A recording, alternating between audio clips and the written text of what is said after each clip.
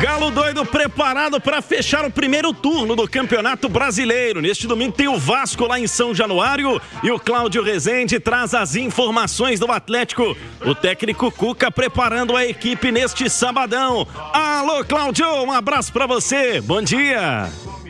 Um abraço a você também, Pedro Abílio, aos nossos comentaristas, quem acompanha o Rádio Esportes deste sábado. Estamos aqui no Aeroporto Internacional em Confins. Daqui a pouco o Atlético passa por aqui também, rumo ao Rio de Janeiro, pela terceira vez seguida. O Galo vai jogar na Cidade Maravilhosa, num período de 10 dias. Foram 2 jogos recentes contra o Flamengo e amanhã o Vasco da Gama, em São Januário. Domingão, Dia dos Pais, 4 horas da tarde, horário nobre do futebol brasileiro. O Galão da Massa em campo, animado depois da classificação, como foi nos pênaltis, dramática na Copa do Brasil. O Vasco também vem de classificação na Copa do Brasil, mas o Galo pega um time que está na zona de rebaixamento. Está com a corda no pescoço em se tratando de Campeonato Brasileiro. O Vasco está precisando pontuar e o Galo também tenta quebrar aí um jejum que dura desde o dia 1º de junho, né? Desde o início do mês de junho, que é de não vencer como visitante na competição. O Galo vem de 3 derrotas seguidas no pós-Copa, no pós-Mundial de Clubes. O Atlético jogou contra Bahia, Palmeiras e Flamengo no Brasileirão. Como visitante, perdeu todas.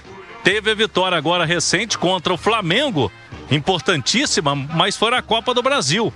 E o último jogo no Brasileirão, o Galo conseguiu um ótimo resultado, mas foi em casa, foi na Arena MRV contra o Bragantino. Tá na hora de quebrar essa casca, jogando fora de casa. E amanhã, o técnico Cuca definindo os últimos detalhes no treinamento.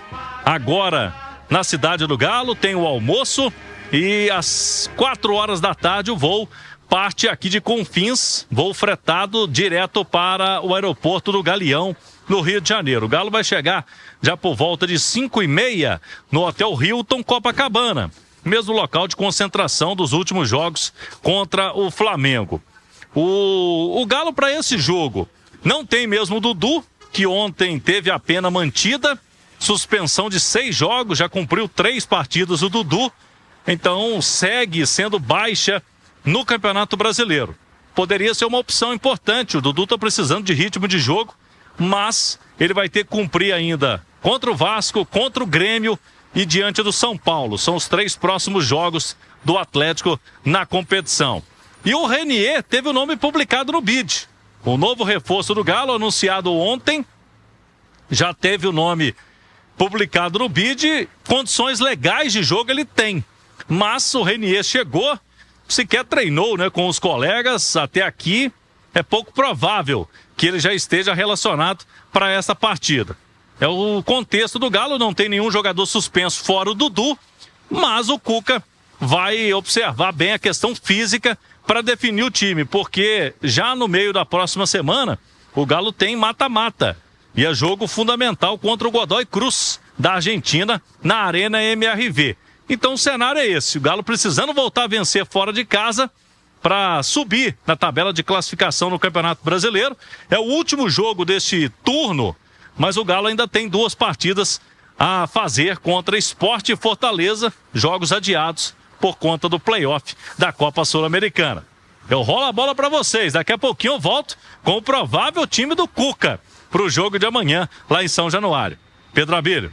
Valeu, boa, Cláudio Rezende, trazendo as primeiras informações do Atlético. Deixa eu dar bom dia para a Nath Fiuza, aqui no Rádio Esportes deste sábado, para a gente falar um pouquinho sobre este primeiro turno. Cláudio citou, amanhã o Galo fecha o primeiro turno do Campeonato Brasileiro. Como é que você avalia, Nath, a participação do Atlético, preservando alguns jogadores em alguns momentos no Campeonato Brasileiro?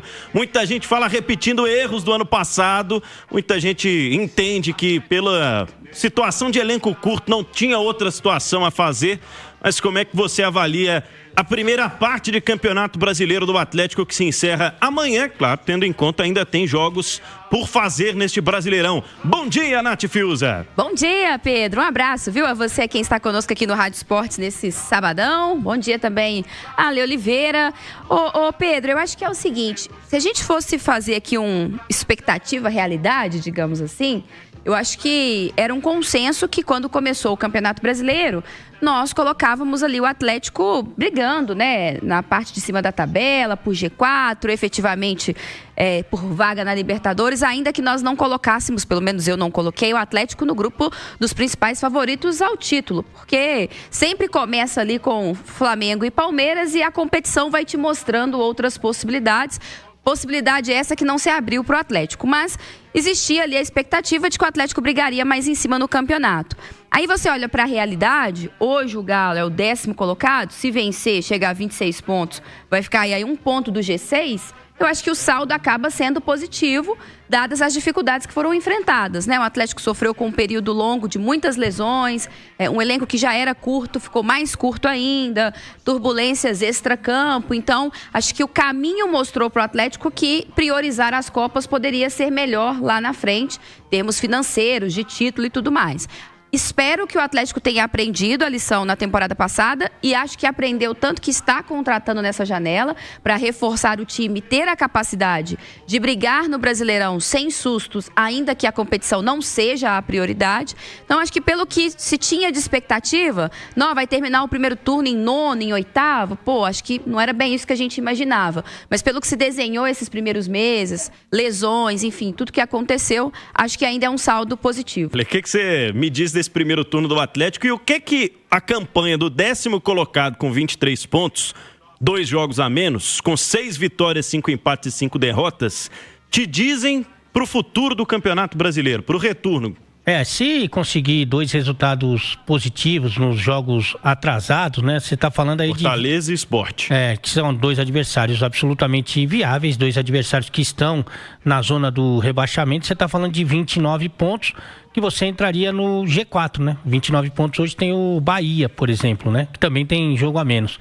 Mas, de qualquer maneira, é muito complicado num calendário do futebol brasileiro, que normalmente é difícil, nessa temporada é impossível, né, por causa do Campeonato Mundial de Clubes, enfim, teve aí uma sequência aí de jogos, um atrás do outro, né, realmente um calendário muito complicado para equipes que disputam 3 competições, e aí a gente está falando exclusivamente de 3 equipes. Estamos falando do Atlético e do Fluminense, que disputam também a Sul-Americana, além da Copa do Brasil e o Brasileiro, e o Botafogo, que disputa a Libertadores. É uma tarefa ainda mais complicada. Aí o torcedor vai falar assim, mas o ano passado o Atlético chegou na final da Copa do Brasil e na Libertadores, mas quase foi rebaixado no Campeonato Brasileiro. Na última rodada teve aquele jogo contra o Furacão, em que acabou definindo as coisas. É muito difícil. Então, em algum momento você vai ter que abrir mão de alguma coisa, porque senão o jogador vai estourar, não tem como. E o Atlético estourou alguns jogadores, precipitou volta, sabe? Esticou demais a corda, foram vários os jogadores que ficaram fora por isso. Então agora eu acho que a comissão técnica, o departamento médico está muito mais precavido e também, Pedrão, tem mais opções, né? Chegaram jogadores que evidentemente podem agregar esse grupo e dão mais alternativas ali pro Cuca. Eu entendo que por enquanto a campanha é sim uma campanha positiva no geral, né? No geral, levando em consideração a Sul-Americana, a Copa do Brasil e também, evidentemente, o Brasileiro.